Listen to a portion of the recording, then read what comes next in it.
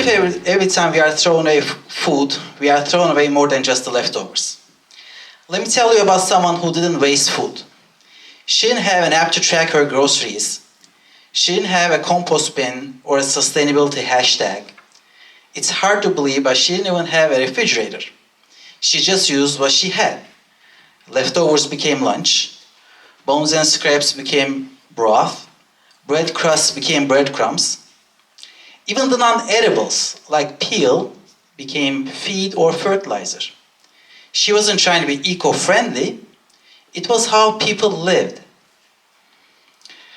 Nothing went to waste. Especially food waste was unheard of. That someone was my grandmother, just like most others in her generation. She wasn't being frugal. She was practicing a wisdom we have since lost. And I sometimes wonder, how did she, without data or climate reports or UN goals, manage to live more sustainably than most of us do today? Let's zoom out. Every year, the world wastes around 1.05 billion metric tons of food. That's 19% of all the food produced. The cost, over $1 trillion. That doesn't even include the 10% of the global greenhouse gases this waste contributes to. Here's a different way to picture this. If food waste were a country, it would be the third largest emitter of global greenhouse gases, right behind US and China. And in the US, where food is abundant and cheap, we are among the biggest culprits.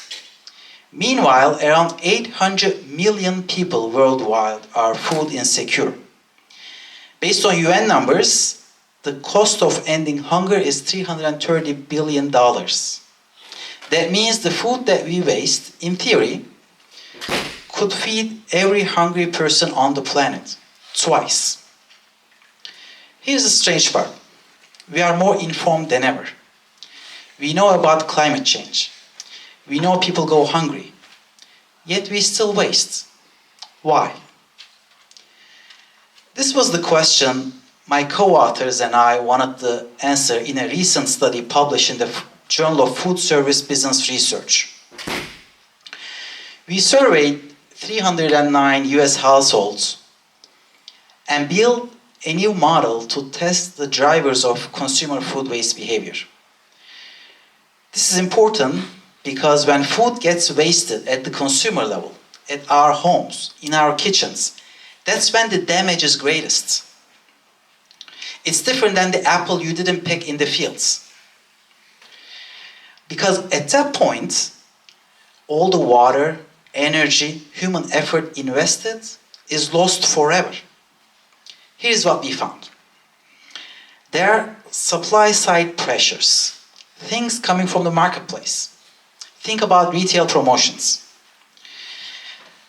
Buy one, get one free sounds like a bargain. Or buying mega-sized, family-sized products are all great. In reality, many families told us it meant bringing home more food than needed. When the fridge is packed full, some of that food quietly expires in the back corner. Our data showed that retail promotions had a significant impact on food waste. There are also demand-side pressures, things coming from us, consumers. One of them is holiday habits.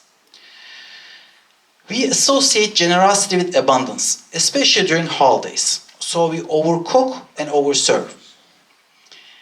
In our study, this clearly came through. We call this conspicuous generosity. When abundance becomes a performance of care, yet much of the food never gets eaten. There was also utilitarian benefits. This one surprised us. People don't waste out of ignorance, but they waste out of convenience. Throwing away food is a way to clear fridge space.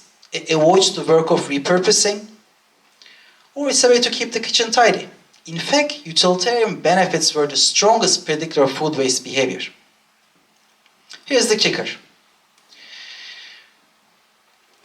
people don't feel much guilt about wasting food unless it's framed as a moral issue. Our data showed that moral norms acquired through our upbringing had a significant impact on our attitudes towards food waste. Let's talk about this moral layer a little longer. Aristotle had a concept called telos, the idea that everything has an inherent purpose. An acorn's telos is to become an oak tree. A knife's telos is to cut. Think about a knife that doesn't cut, right? That's a sad, lonely knife. Or a teacher's telos is to teach. What is the telos of food? To nourish, to sustain. So when people waste food, not because it's spoiled, but because it's convenience, they're not just being inefficient. They are violating its purpose, its intrinsic value. And it's not just the food itself. The care that goes into it as well. Think about when your mom cooks for you. You have more than a couple of dollars on your plate. You have her love, you have her care, you have her time. So when you toss it away, you waste all of that too. That makes food waste not just a financial or an environmental issue, but a moral one. Let's continue with utilitarian benefits. The convenience of waste. How does that actually look like in our daily lives? Remember, people don't waste because they are evil or ignorant, but because they are tired, they are busy, they are overwhelmed. Picture this. You come home, you open the fridge, you see 3 containers. One has rice from Friday, the other one has half a salad, and the other one has pasta from last night. You sigh, you close the door, you order takeout. And you promise yourself, you'll eat the takeovers tomorrow. That tomorrow never comes.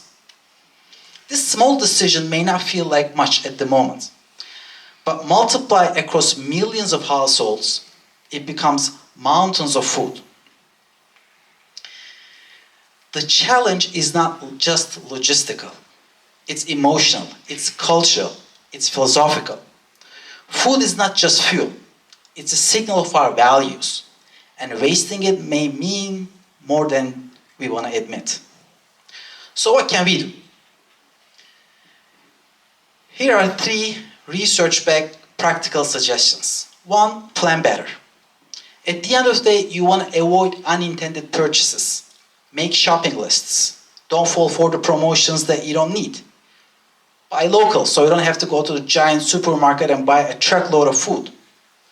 Or don't go shopping when you are hungry. Research shows that people buy more when they are hungry. When you buy more than you need, it's no surprise that some of that food ends up in trash.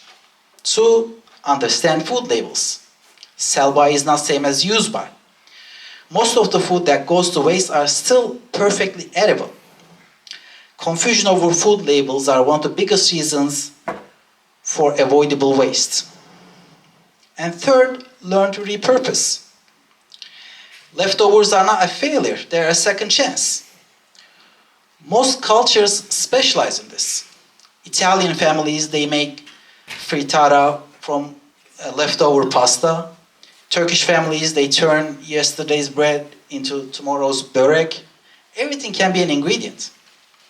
But perhaps the biggest shift is how we think about food itself. When we frame waste as a financial issue, wealthy families may shrug it off.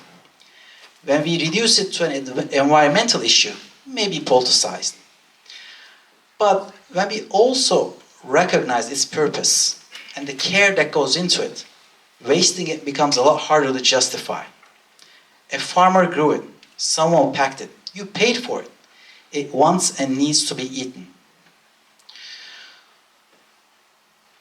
So the next time you're about to toss the half-eaten sandwich or the slightly squishy strawberries, pause and ask yourself, is this really trash?